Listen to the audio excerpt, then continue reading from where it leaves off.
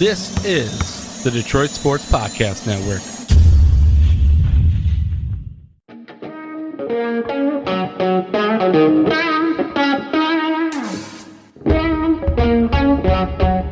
The biggest icon in podcasting.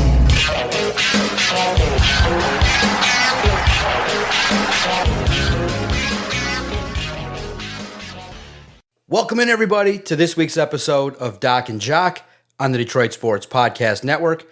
Sorry for our tone this week, but it is crazy that this episode is going to be highlighted by the positivity of the Red Wings, Cam Talbot appearance.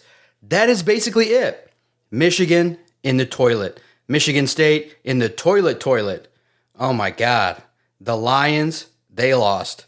The Tigers, I mean, if you sat through and you were crazy like me to sit through the entire hour and 15 minutes of Scott Harris dancing around the fact that he royally botched the deadline. Sorry, guys. It's going to be hard to muster up some positivity, but we got to break it all down. Look, we're here to react. We got to get it off our chest. I'm certain that telling jokes and hanging out with my guy, Adam, the Jock Strozinski, is going to make me feel a lot better. But my God, you know that if I'm going to spit into this microphone, that the Spartans, my Spartans, are calling for James Franklin to be their coach. This is shitty. Shitty times call for shitty opinions. Oh my God. You know, listen, we want winners. And this week is not a winning podcast. I'm sorry. It's just one of those deals where a lot of complaints, a lot of issues, a lot of, maybe I just need to go find somebody at a high school and slap them in the helmet and just see if that makes everybody feel better. I don't know if that's the thing to do, but oh my goodness, what the heck happened over this weekend? I remember now, this is like the third or fourth time in the history of this podcast we've had an episode where we went through and saw loss after loss after loss after loss. And the Pistons were even included in the mix in one of those faulty weeks, man. It was crazy, man. It's a sad time, and we're going to kick it off with the Tigers. Cause did you sit through Scott Harris? Because it's infuriating. Look, he did understand why the questions are there, but again, he had to highlight he likes his own guys, and here we go. It's about to start. The kids are about to be brought up, but that's fine. No problem. But in the end, I just feel like fans believe that your window, the realistic window, was this year, next year with Skubal, because most of our rational brains don't believe that you take that guy out of the team and then all of a sudden you get better with three young bats. So I listened to it. I was disappointed. I understand his position. I respect it. He had the willingness to say it. But bottom line, I just think that philosophy of really trying to say publicly that your trade deadline moves weren't really meant to be that impactful. How is it that it makes me a little bit scared that if DocNJock knew at the deadline your team went to ass and you didn't, I'm a little bit concerned because the purpose of the deadline really could have solidified this team.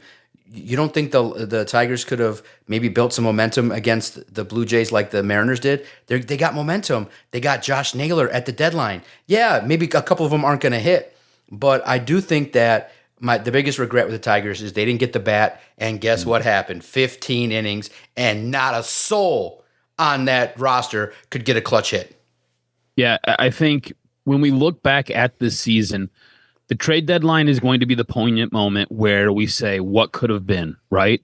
If you could have went out and gotten a bat, just one, placed it in the middle of the lineup and let them do some damage, even if they were a threat to hit, and let them do some damage with being a threat, anything. All you needed was one hit, and then you could have gotten into the series with Toronto, and you see what the Mariners are doing right now. The Mariners have Toronto on their heels, and it doesn't seem like they have the ability to respond. Now, would that have been the same exact thing if Detroit would have got there? I don't know. But what I can tell you is Detroit, and what Scott Harris did was he went all in with the pitching, and he completely negated the offense, and he essentially neutered this offense for that back half of the season and into that playoff run. The only reason they were successful was because of that pitching, was because of a guy like Tarik Skubal. And it is frustrating to sit back and watch what has happened over the past 2 years, right? You go back last season, and this team was supposed to be dead at the trade deadline. Start trading pieces off, and somehow AJ Hinch finds the magic juice, has the magic elixir, and gets these guys believing that they can go do damage. And then they end up putting together almost 12 months of just doing damage in all of Major League Baseball. So much so that what they did in the first half of the season really helped carry them when they skidded into the playoffs. And you then get into the playoffs, and all of a sudden, you find yourself in these games where your back's against the wall, you have to get a win, and you're able to do it. You're able to figure it out. You get some hitting in some games, but not enough to drive runs home when you have runners in scoring position. And I think that was the big issue. That was the big Achilles heel this season in the postseason. You couldn't get guys home when you had them on second and third, and it ends up costing you in what was a marathon game. In what was the longest postseason game in baseball, when you're facing the Seattle Mariners and you've got guys every single inning getting to second base, moving over to third base, and you just can't get them in. You can't figure out a way to bring them home. And I think when you find out what some of these guys were dealing with, right? When you look at a Gleyber Torres, who was dealing with a hernia the back half of the season, if you've ever had a hernia, you know how hard it is to do a lot of things. I played hockey with a hernia. I was getting bullied off the puck by guys who could hardly skate. And I was usually pretty big and pretty sturdy on my skates, and I didn't get bullied by too many guys. I was getting knocked over by guys who were half my size and guys who could hardly stand up straight because I just didn't have the core strength to stand up. So imagine trying to swing a baseball bat and trying to play a position like shortstop. It to me, at that moment in time, you've got to look at what you've got going on with your roster and maybe bring up a young kid. McGonigal was killing the baseball in the minors, and yet you didn't even let him sniff this roster. And that was a guy who possibly could have given you a solid at bat when you needed it most. And yet you just kind of like, nope, we're going to wait. To me, it feels like Scott Harris. It feels like the front office. It feels like ownership. Everybody is comfortable just continuously kicking the can down the road. They understand that they're a little bit ahead of schedule. And when us as fans, we look at it as like your window's open. You need to go for it because there's no telling when this window is going to close. The Tigers have a different approach. In the front office and ownership have a different mentality that we are ahead of schedule. Everything's going to be fine. Everything is going to line up in what I'm assuming is 26-27, because I don't know what next year holds, but I don't know if you get over the hump. On top of that, you've got a guy like Tarek Skubal, a guy who it sounds like asked to be taken out of a decisive Game 5, a guy who probably had a little bit more left in the tank, but said, hey, coach, tapped his head, said, I'm out. You got to pull me. I'm done. I was throwing 101 in that last pitch, but you know what? I got nothing left in reserve. You got to take me out now. And there were still multiple innings, and he was your best option to get through that Game 5 and win that Game 5 to get yourself into a position to play Toronto in the ALCS. And yet this guy taps out. He's got 1 year left on his contract. I don't believe you're going to be able to sign him because the asking price is going to be incredible. He doesn't seem like he's very forthcoming with what he wants to do. And it feels as though a guy like Scott Harris, he's got him over a barrel by the balls. And I don't know how that works out. I think him tapping out in Game 5 was a critical error on his part. And I don't know if that's a guy that, as Tiger fans, as a guy in Scott Harris who has to run an organization, and as a manager in AJ Hinch, necessarily wants that type of mentality on their team. I know if I'm looking at a guy who's across from me in a dugout, I want that guy to go out and give it everything he's got. I felt like Tarek Skubal had a little bit more left in the tank before he asked to be pulled out from that game. Should Tarek Skubal have remained in that Game 5, given this Tigers team a chance to succeed and get into the ALCS, or was he right to tap out and say, Coach, pull me? Yeah, no, it's a good point. And I understand the debate. I respect it. You want your Bulldogs and your best players to be your best players. But unfortunately, by far, he's the best player on this team. The best pitcher. Like he's the guy. He's the best pitcher in the world. Bro, he's the best pitcher in the world. But unfortunately, he's also had arm injuries. So I know that there's this old school mentality. Oh, Denny McClain threw 200 pitches. But look, it's a different era. It's a different time. And also, too, look, I don't care if he did it. Look, the number is 100. Whatever it is, it's a magic number. The pitchers have realized that, hey, Tariq Skubal is pitching well under his market value. And I don't care who you are.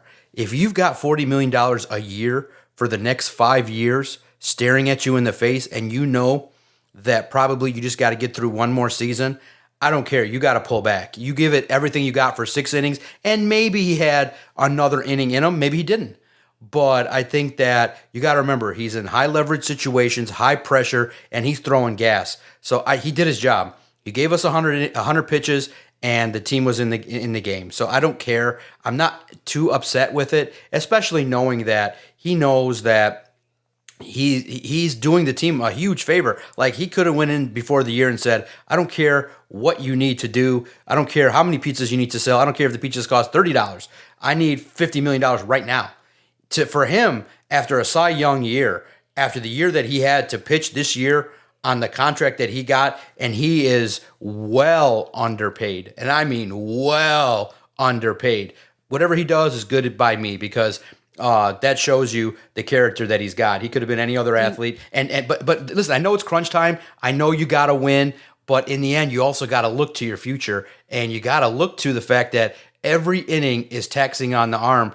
And I know it's a magic arm, and we all want the 20 more pitches. But who's to say, that's the one inning that blows up? You remember, he's given up grand slams. I think that's a flawed way to look at it, right? He's been babied the entire season. There were multiple games. I think that's why. Where he would get to 80, 90 pitches, and they would pull him. I think that's why. You are now in the postseason. You've got the runway. You need to go. You've got to press on the gas here a little bit. I'm not saying completely burn him out. I'm not saying leave him out there for 130 pitches. Because look, I get it.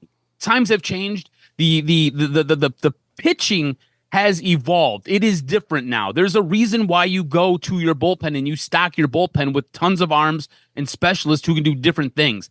I get that. But when you've got the best arm in baseball, I feel like you've essentially carried his ass all the way to this point.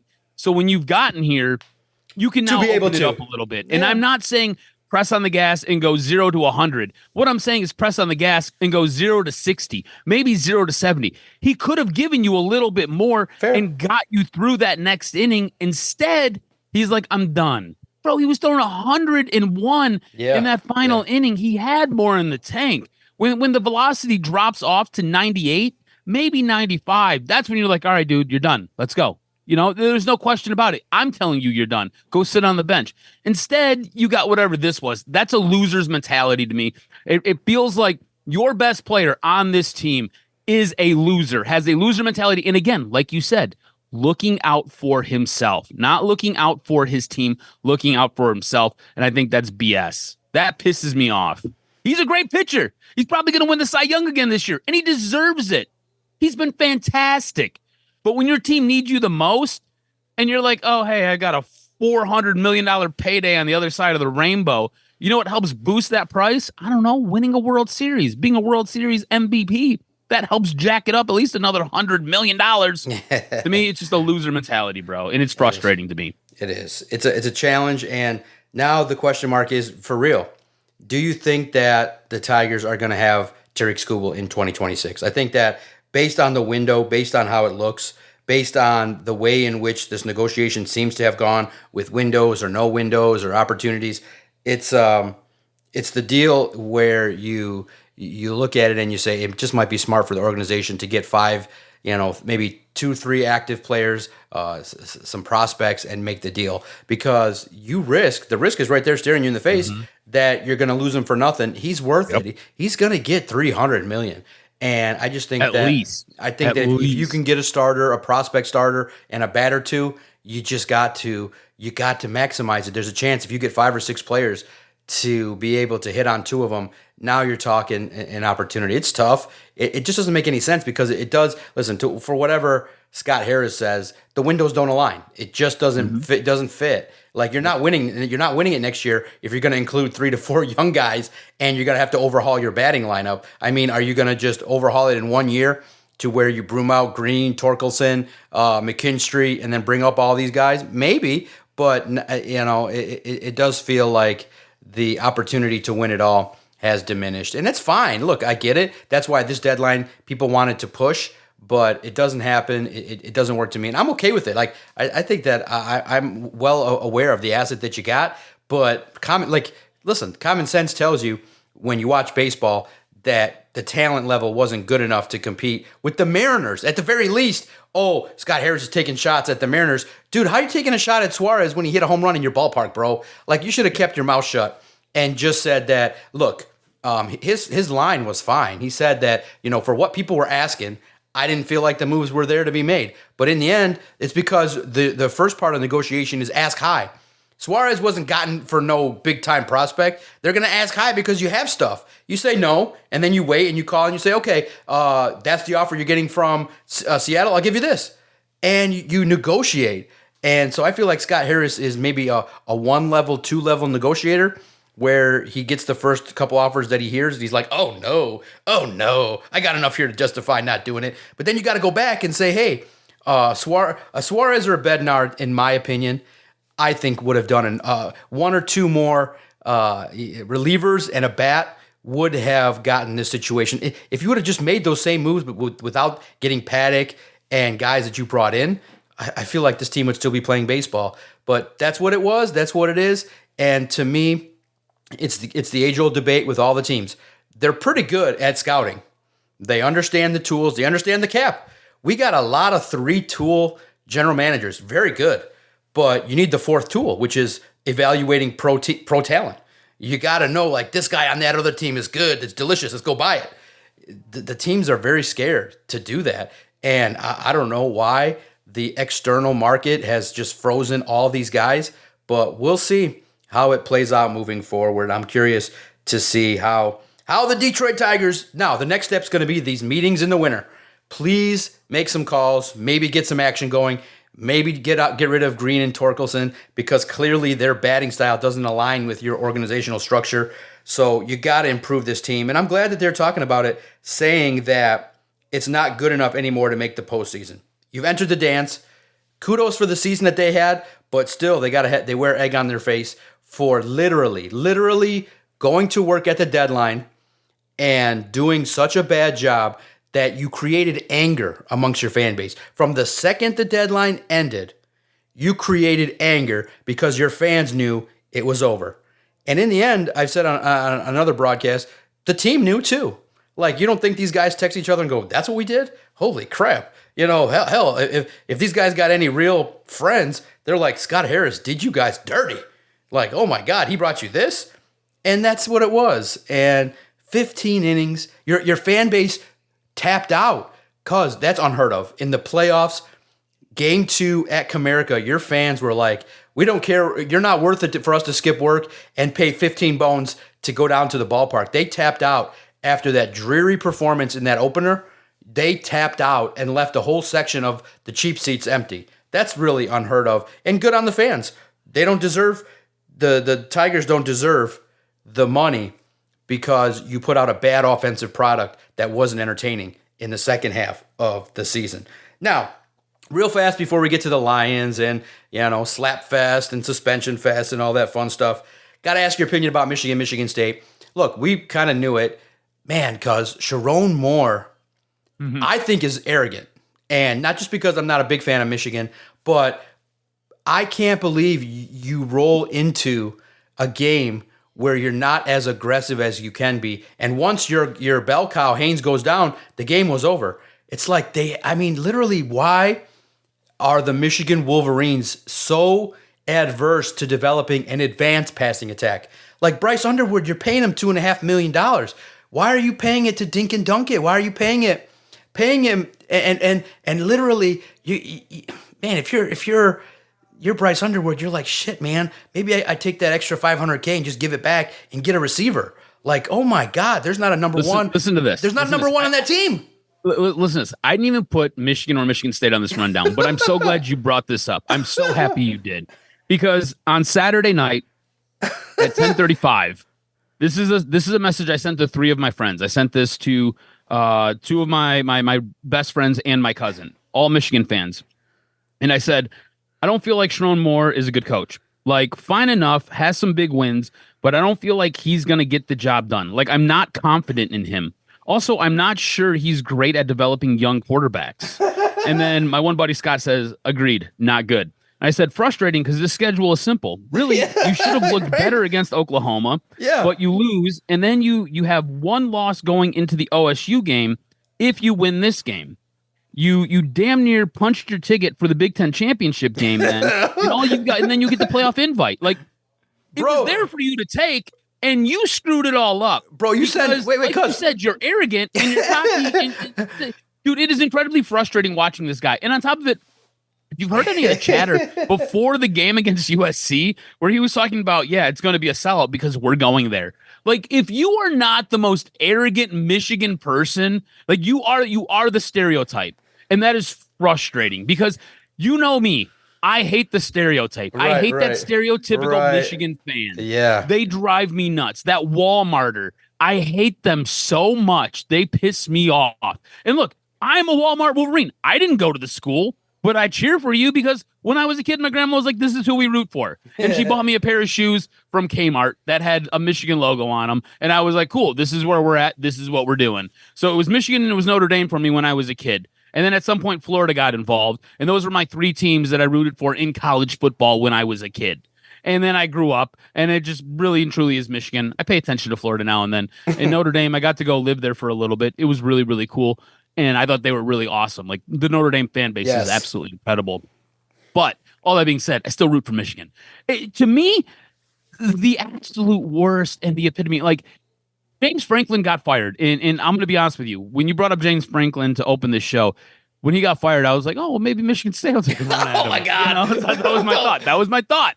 You know, like, maybe it'll work out better. I don't know. The guy can recruit. He's kind of a boob of a coach. I don't get it. It doesn't make sense to me. But anyways, I feel like Sherrone Moore is kind of walking that line of James Franklin. You know, like, you believe your shit doesn't stink so much that arrogance is going to be the undoing of something that could be really, really good. We've talked about Michigan kind of having their ducks in a row when it comes to their NIL, and we all know that they have very deep pockets. That's why they're able to go out there and they're able to pay a quarterback what they're paying a quarterback right now. And you really have two quarterbacks on this roster who are getting paid a boatload of money. And yet, you don't have any wide receivers, and maybe they come next year. I don't know. But you have a running back who is exceptional, and you've got a pretty decent offensive and defensive line. You should have went into the season a little bit more prepared, I feel. And you're not going to be able to just get by on it being the Block M. You know what I'm saying? And I feel like that's his thought process. And as a Michigan fan, that's frustrating, and it pisses me off. And it really felt like this year was set up for this team to have a cakewalk to a playoff invite. I'm not even saying you had to win the Big Ten championship game because we know that doesn't necessarily matter anymore. But you had it set up to where you just had to go play Ohio State. And if you could have done what you've done in seasons past and beaten them, cool. If not, you're still getting the invite because you're still one of the best teams in the Big Ten. Yet, you bumble it with the loss to Oklahoma. You bumble it with the loss to USC. And now I'm just sitting here scratching my head. And really, truly, if you go back the week prior, the game against Wisconsin should have been a little bit of a cakewalk for you. And it wasn't. So I have no idea what this team is. I've got no idea what Sherrone Moore is doing. And I'll be honest with you, I don't like him. I'm frustrated by him. Yeah, it's the idea of you have to evolve. Like, yes, you're a running team. Yes, it's great. But in the end, you still need to sprinkle in some explosive plays. You still got to pass the football. Like, you're one-dimensional. And when you go out on the road and when you're at 3rd and 13, how much sense does the run make? Right, exactly. It doesn't. You know what I'm saying? And you were so arrogant, you made a comment that everybody in the world heard about you, that you thought that you were going to fill the USC stadium because of the Michigan fans. Now, come on, dude. You gave the USC all the motivation in the world, and Lincoln Riley brought it up after the game. So you don't need to do that. And two, it's concerning too because Sherrone Moore was basically labeled as the fall guy for all the Michigan nonsense. So there's every reason that everybody believes that he's going to get fired. And they looked a little bit better under Biff.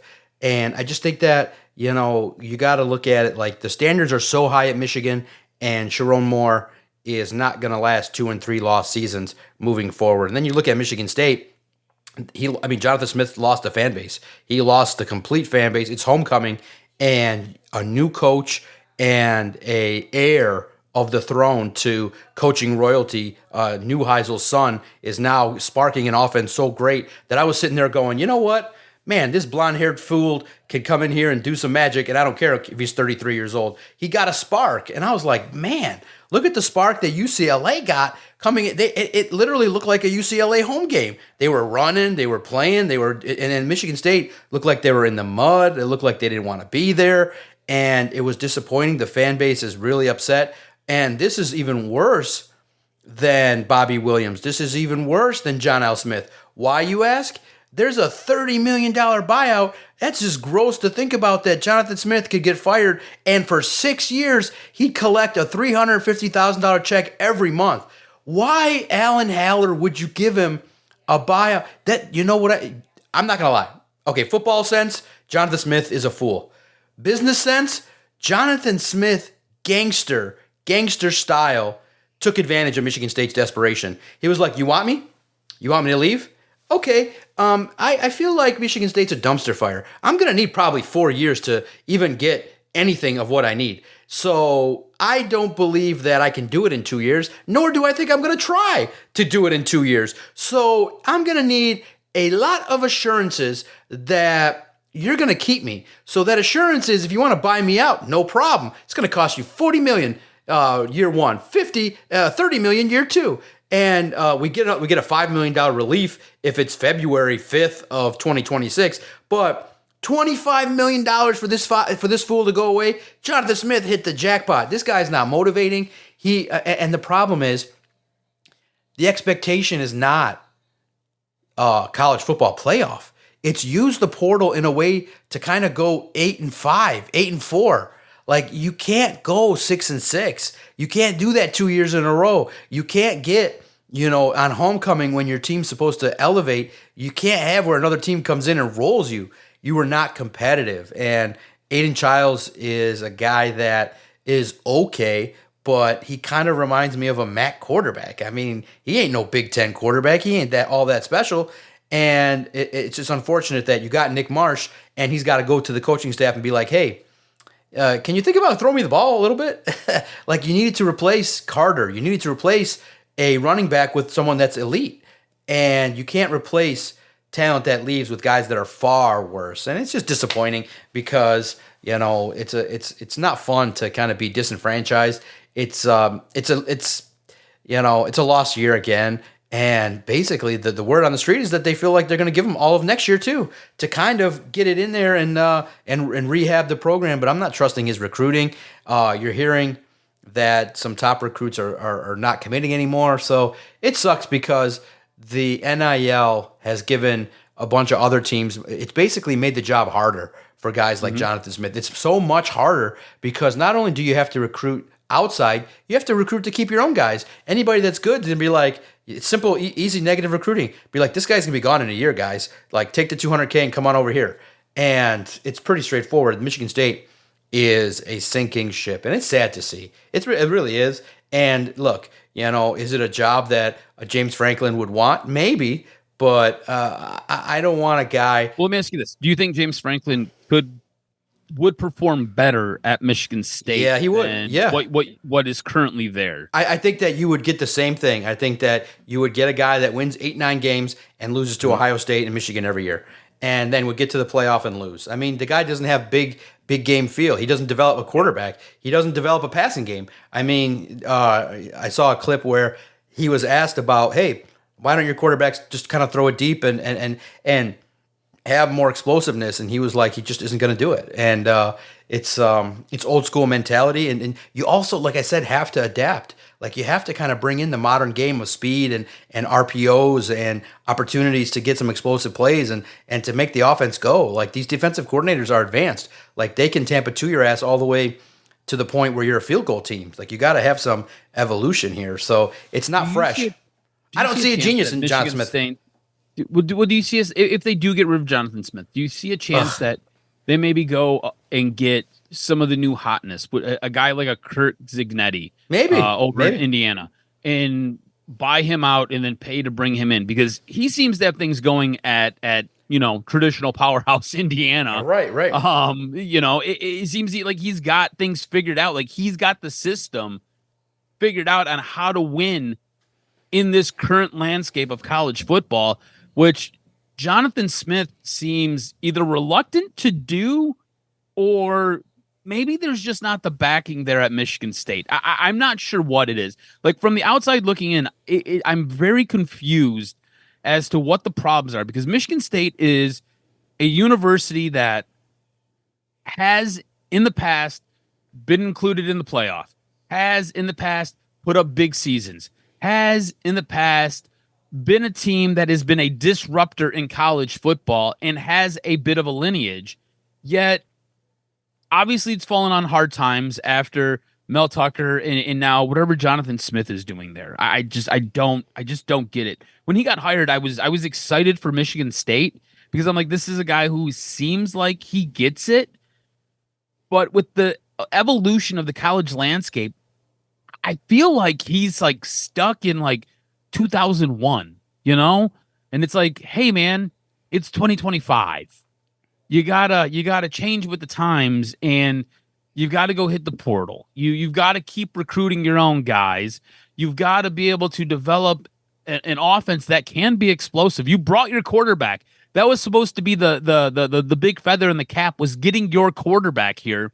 You got him, but yet nothing has translated well since he's been here. I don't understand what's going on. I don't understand what's going wrong. To me, it is a weird conundrum. Yeah, it's lack of talent.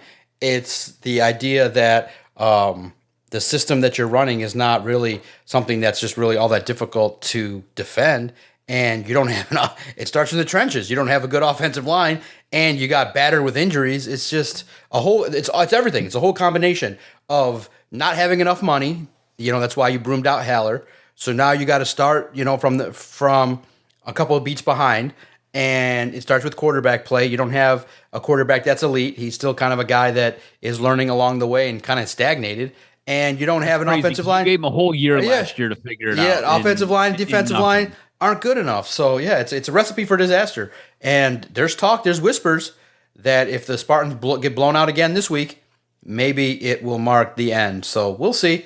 We'll see how it plays out for Michigan State. But, yeah, the train moves on, and we'll see how Michigan and Michigan State rebound from some tough losses and some negativity that's surrounding both programs here in Michigan. So, because it was Sunday Night Football, everybody was excited. The injuries took a toll, and eventually I just felt like when you start the game with a beautiful 10-minute drive, but then you try to get a little too cute with a trick play where you throw it to your quarterback instead of just punching it in with your big time running back in David Montgomery, it kind of sets the tone for a night. And look, in the end, you can't really get too frustrated. It's a football team that went out on the road, and you were going to battle the officials. You were going to battle Patrick Mahomes. He knew right away that, and which was crazy because it was so open. Everybody knew that Mahomes wanted to pick apart the secondary and pick apart the zone, and he had all the answers. And he masterfully found all the open spots in the zone, and they took advantage of all the Lions' mistakes. But the one thing that was really uncharacteristic, a lot of mistakes defensively, a lot of miscommunications, a lot of missed tackles. Hutchinson, and even with all of that, you were down 3 at the start of the fourth quarter, and you needed to clamp down. They didn't clamp down. That's the drive where Hutchinson made the boneheaded play, the unsportsmanlike call there, or the roughing the quarterback, and they get the 15 yards, and then Mahomes finds Hollywood Brown, and then the game was basically, in essence, over. I was surprised that the defense didn't, it's going to be a situation throughout a game where you're going to have mistakes, you're going to have pick plays and Meek missed, and you're going to have some situations. But right when it's crunch time against the Chiefs, the defense didn't step up. And in the end, the offense didn't step up either. What's uncanny, which is crazy because Dan Campbell is so tuned in to the game that he called Well, really relatively close. He called how many points the Lions needed, and he said, we need 30 points. And in essence, it would have got a tie because the Chiefs scored 30. But he's so locked in. He knows exactly what the team needs. And he told the team, this is a defensive line game. We need you to step it up because we don't have a secondary. And he told the offense, you got to score 30. And then they went out, and the defensive line did jack crap, and the offense stalled. So the offense is crazy. The offense, like watching that game, the offense looked so out of sync. They didn't look bad, but they didn't look good. It was weird. It was kind of an anomaly because this team usually looks so fluid. This team usually looks so dialed in, and it looked like a lot of mental mistakes, which was frustrating. And then you watch the defense, and look, they just didn't play well enough. Whether it was the missing pieces in the secondary, or whether it was another boneheaded penalty by Hutchinson, or whether it was just the defensive line not being able to do enough, it was frustrating. This was a team that looked like half of them got off of the bus, half of them stayed on the bus, and some of the guys were still at the hotel. It was not your typical Detroit Lions game. And this team, you knew going into it, you're dealing with injuries. You're going to have to perform offensively. Defense, different guys, different groups, different positional players are going to have to step up. Nobody stepped up. And then on top of that, you know that you're playing Kansas City. You know if Kansas City loses, they're essentially not going to make the playoffs. You know that the NFL does not want that. So you know that the referees are going to call things a little bit sketch. It's been proven. There was a report done by Tulsa that highlights how Kansas City is favorably treated. So you knew that they were going to be favorably treated. You knew going into this game, you had to perform and be lights out. This team looked like it got knocked out in the first quarter. It looked like it never was able to really get its feet back on the ground and get underneath themselves and get a fighting chance to deliver a blow to Kansas City. This was an incredibly frustrating game. And then you watch the frustration spill over into what took place at the end. And look, this is what I'm going to say. I'm going to say good for Brian Branch. Fuck Juju Smith-Schuster. Yeah. You are a C-level wide receiver. Go eat a dick. All right? Brian Branch basically spoke volumes for the entire rest of the league and for all of Detroit fans, especially after what they had to endure with the referees. That was frustration. I get it. It's not supposed to happen. You're supposed to be better. You cost your team, not just in this game, but you cost your team probably the game coming up against the Bucs on Monday Night Football because you're probably not going to be there. Yeah, it sucks. But here's the thing. Detroit fans, you say this all the time. And John, you've said this before, and I've said this before. You want a guy who's got a little nasty. You want a guy who's a little bit rough around the edges. You want a guy who's willing to throw that punch because it's the right thing to do at the right time. You know what you got? You got Brian Branch. He's a guy who's a little bit rough around the edges. I mean, he's got multiple fines from the league because he plays with a little bit of an edge, and you might call it dirty. I just call it going hard. This is a guy who basically bleeds that emotion on the field, and that's the guy that all of you fans ask for. You got him. You got him. And you know what happens when you get a guy like that? You love him, and then you get upset when shit like this happens. You can't have it both ways. I say good on Brian Branch. I applaud him. You got to be rugged. Good for you. You got to be rugged within the parameters of the rules. You can't be rugged if you're suspended. Now, here's the problem that he's gotten. Now, here's the biggest problem, and it sucks. He's on the list, man. They watch for his exactly ass regularly. He's on the list, and now guess what? You just made the list. He's on the list, and bro, the numbers are astronomical. If he doesn't get this situation resolved, if his appeal fails, he will racked up $200,000 in real money fines. $200,000, bro. That's a house. That's a house that you could turn from $200,000 into $800,000. That's a problem. And so here's the thing. It sucks because the game needs that, but you can't do it after the game. It's really bad. It's one of those deals where it sucks that, unfortunately, you took the worst avenue to retaliate. Let's say the guy pushes you down. You get up and fight him right then and there. You get ejected. It's a 15-yard penalty. You might have got the same suspension, but you can't punch a dude. You can't slap a dude in front of everybody after the game. The best part is he messed up Juju Smith. Yeah, he got him. He had a dude. He pressed his helmet. It was Pacheco gripping him up, and he still wrecked Schuster. But that's how you know you are a badass, bro. Yeah, and it is one of those things too that's scary because at the present moment we know we're all telling him he's got to turn it off. But the bro he's kind of like one of those sees red kind of people that could fight someone at the worst possible time. So it's very concerning. He does have to. I don't think it's childish. I just think that when you're playing football, you got to be a dog. And and players like that, you recognize you got to get so amped up to be violent. And you got to remember, Aaron Glenn and Calvin Shepard, they're priming these guys. Go be violent. Go kill people. But then you tell them, hey, when the whistle stops, you got to go back and be Brian Branch. So you got to be Hulk within the let the pit bull off the leash to call it back. Yeah. You got to be Hulk when the whistle starts, and then you got to be Brian Branch, chill, because he does give off that vibe in the locker room too. Like he's very calm and measured, but like you're almost kind of scared to be like if I call you dog, are you gonna clothesline me? Like, right. Are you gonna like let it out if I say, hey Brian? Like, because these guys are looking at you. He's intense, but he's very calm and cool and measured. But he's looking at you like if you say something wrong, like he's going to like all of a sudden, boom! You're within 2 seconds, you're gonna be power bombed through the table, and you're like, wait a minute, I just said dog, relax. It's bad. You've been in the locker room since. Has he alluded to what might have been said between himself and Schuster at the end there, where they were supposed to be, I guess, shaking hands? You knew that wasn't going to happen. I mean, you've seen Patrick Mahomes try to shake his hands. He blew Patrick Mahomes off after Mahomes taunted him multiple times in that game.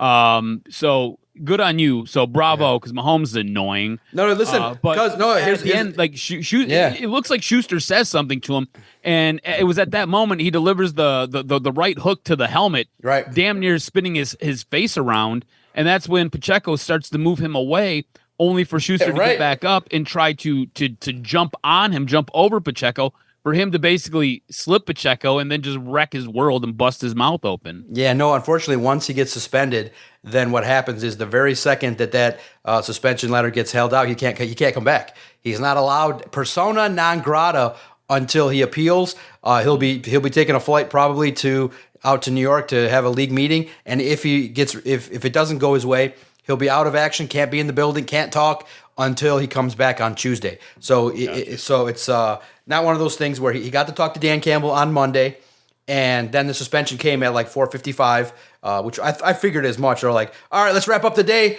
Brian Branch topic. Okay, he's suspended. Yeah, okay, fine, boom. End the day at 5 o'clock with a suspension to Brian Branch, and it's going to cost him $76,000. That's the game check that he loses, bro. That's sick. That's a year's salary for the average American. For a slap. Is a slap worth $75K? No, not in any capacity. Now, if you're making $20 million, this is good. But when you're making 1.2, half goes to taxes. That's $600. You've already racked up, bro. In essence, dog's playing for free. Like you're making $600.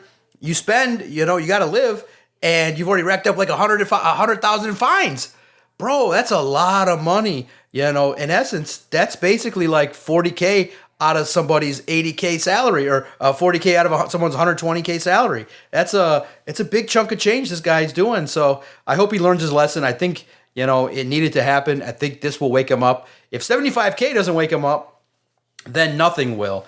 I looked at that undisciplined nature, and I said, I understand he's young. I do think this one, now that he's had a conversation with Dan Campbell, I'm sure the coaching staff will tell him, hey man, now you're getting to the point where you really are hurting the team tremendously. And you need the team because you're going up against arguably now the number one team in the National Football League in the Tampa Bay Bucks, but they're also hurt too.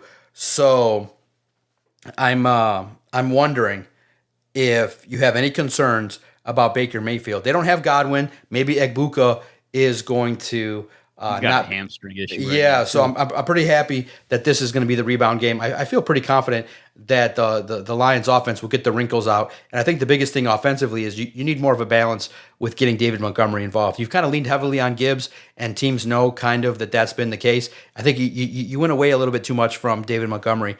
I think David can be a tone setter if you even start him in the game and get him involved early too. I agree with you 100%. And look, the thing about the Detroit Lions, they don't lose back-to-back games. Yep. The problem is their secondary's incredibly banged up. Oh. You've seen it in the game against Kansas City, right? Like Kirby Joseph came out, I think, like 3 different times, and at one point had to have his knee completely taped, which makes me concerned that maybe it's an MCL. I don't think it's an ACL, obviously, but I think maybe it could be a meniscus. Like there could be some serious damage there that's going to hinder him through most of the season. On top of that, you've got other guys. You've got different parts of that linebacking core, different parts of that defensive line that are dealing with their own injuries and dealing with their own issues. So that defense completely banged up. And then offensively, I still have no idea what's going on with left tackle, right? Like Dan Skipper filled in admirably, but like I understand that some of these older guys, these older vets, right? You give them the days off, you give them time, you allow them to rehab their bodies. I get all that. With Decker, it seems like this is going to be something that's going to linger for the entire season. And I get you wanting to give him some games off, and this might have been one of those throwaway games. When you look at the schedule, you're like, yeah, we're not predicted to win this game. Yeah, the script writers have it in. This is going to be a challenge.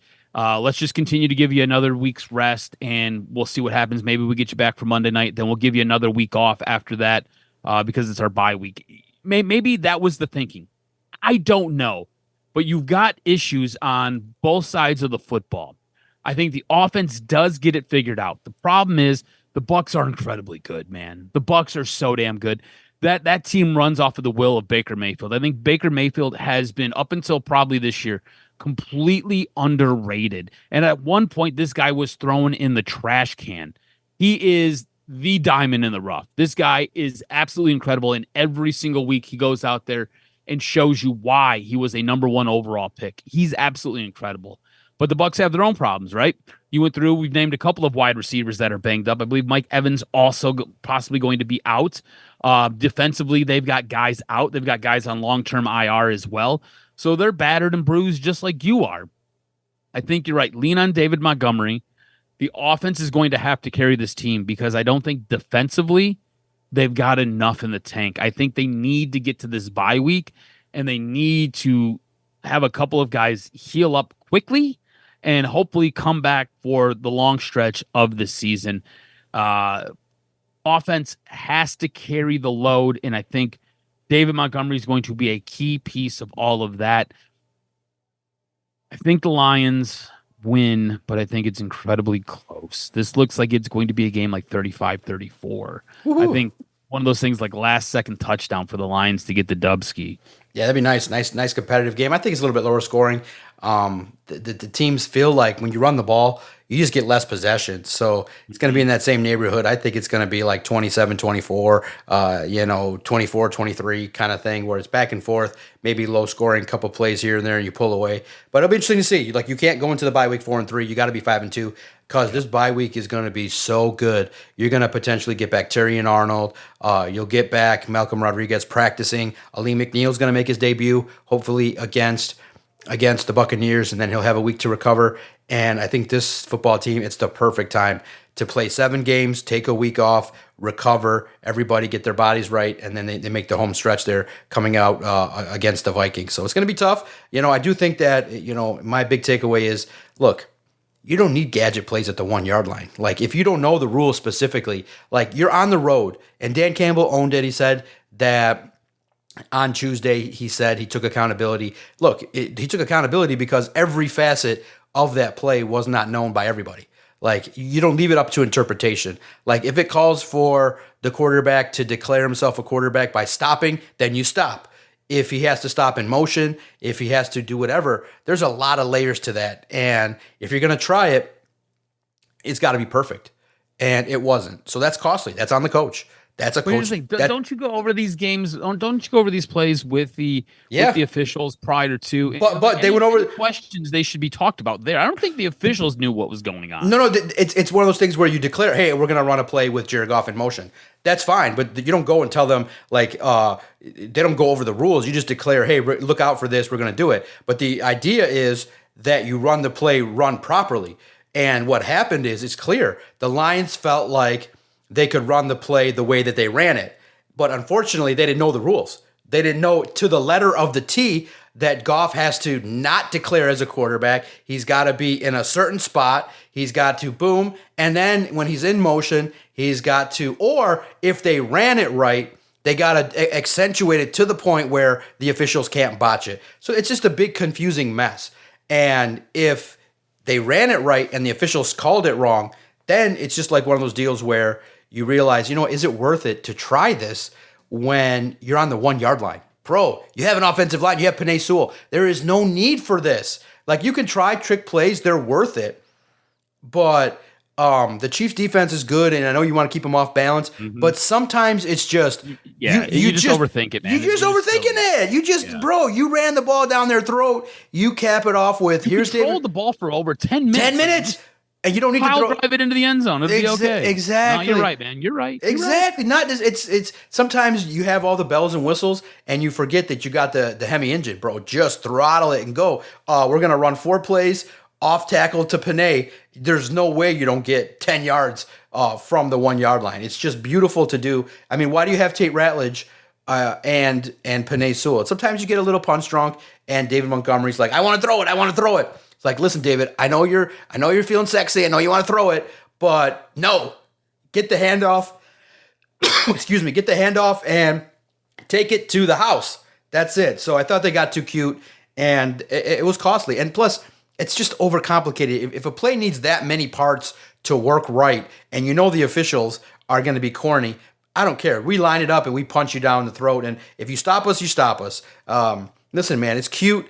And I like the fact that you have these offense. But your offense is too good to try that anymore. Like, just go. Give it to your horses and stop with the cuteness. Play rugged. I know everybody wants to have fun. You have fun. You know what's fun? Dancing in the end zone. You know what's fun? Handing it off and running into the end zone. And also, too, you risking it. Goff, that throw, if there was a cornerback that wanted to make a name, he would have did like a Jimmy Fly Snuka move into Goff and take him out.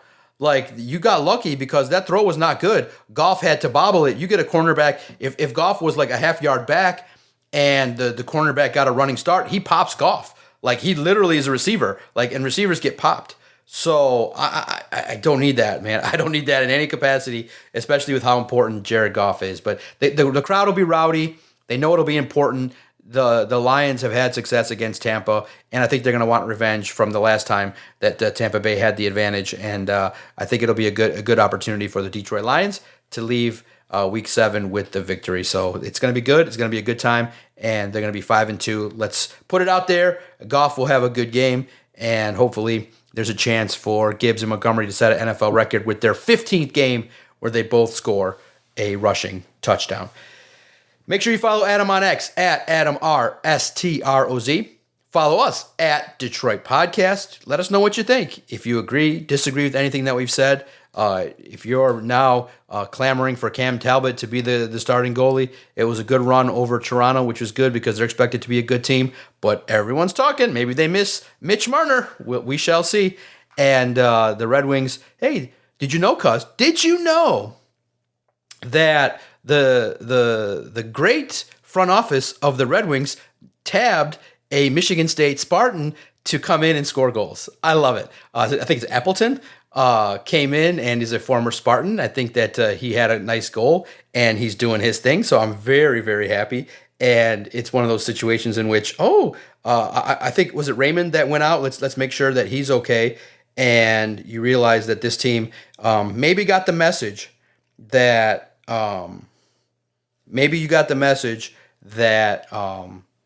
you can't, come out there game one and play like that because you got booed off the ice. Those 2 games against Toronto were really good. And 29-year-old Mason Appleton, the former Spartan, is somebody that I think has been a nice addition. And what do you know? James Van Riemsdyk, his corpse is still out there scoring goals. So we'll see how it plays out we said we're going to wait 10, 15 games before we assess it. But so far, so good. They were the saving grace this week for the Detroit sporting landscape. Thanks everybody for supporting the podcast. Anywhere you listen to your favorite podcast, just type in Detroit Sports Podcast and our content will find you, man. It's going to be a fun time, and let's break it down next week. It should be a much better week than this week. So let's go Detroit Sports. Let's rally. Let's pick ourselves up, and let's avoid Adam sending books via text to his friends. Let's go. I can't wait to fire it up next time on the next episode of Doc and Jock on the Detroit Sports Podcast Network. You fucking podcasters. I said don't let them in here.